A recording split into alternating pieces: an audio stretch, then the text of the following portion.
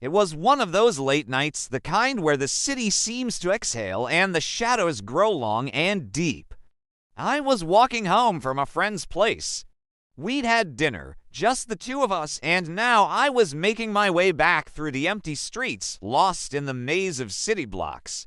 It was well past midnight, and the only company I had was the rustling of leaves in the trees lining the sidewalk. At first, it was a peaceful walk. I was thinking about nothing in particular, just letting my mind wander in the quiet solitude. Then I started to hear what sounded like footsteps behind me. At first, I dismissed it. I told myself it was my imagination playing tricks on me. I was tired, and maybe my mind was just playing tricks, creating sounds where there were none. I quickened my pace, wanting to put some distance between myself and the imagined sound. But then I heard it again, footsteps, and this time they were definitely there, following me, mimicking my every move.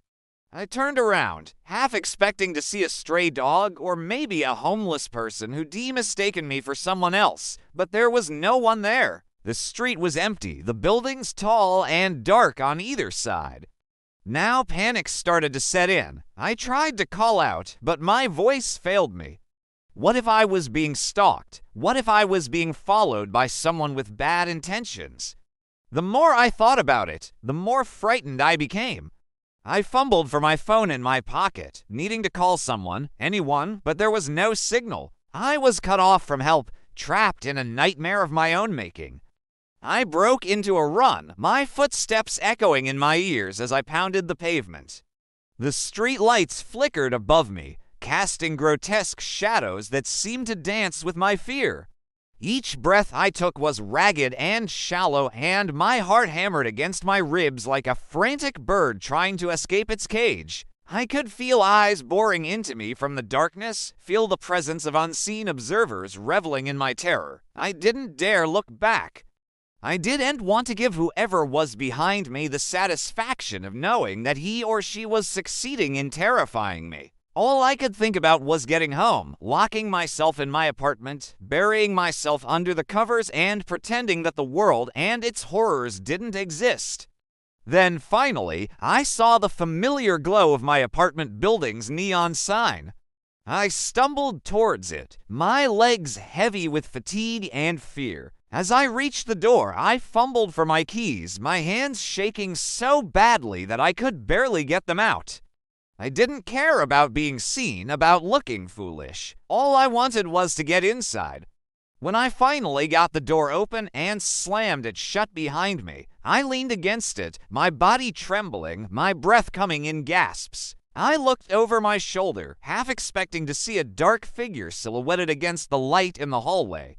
But there was nothing there, only my reflection stared back at me, pale and shaken in the mirror.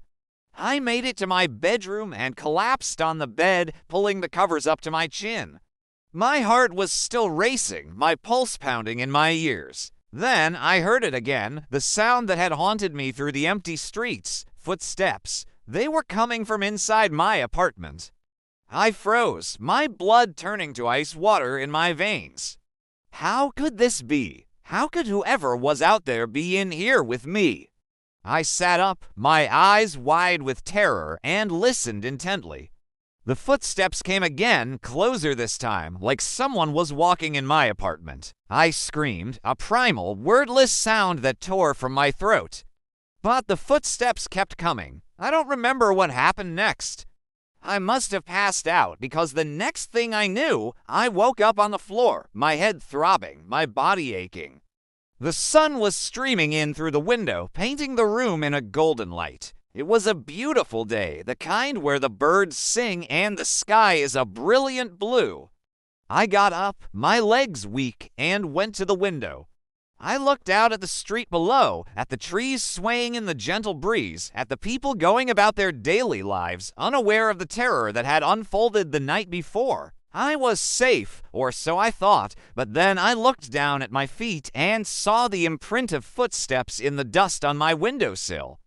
Footsteps that matched my own. That's when I realized the terror wasn't just outside.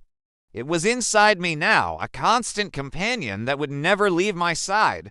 Fear is real when you know someone is watching, even when you can't see them.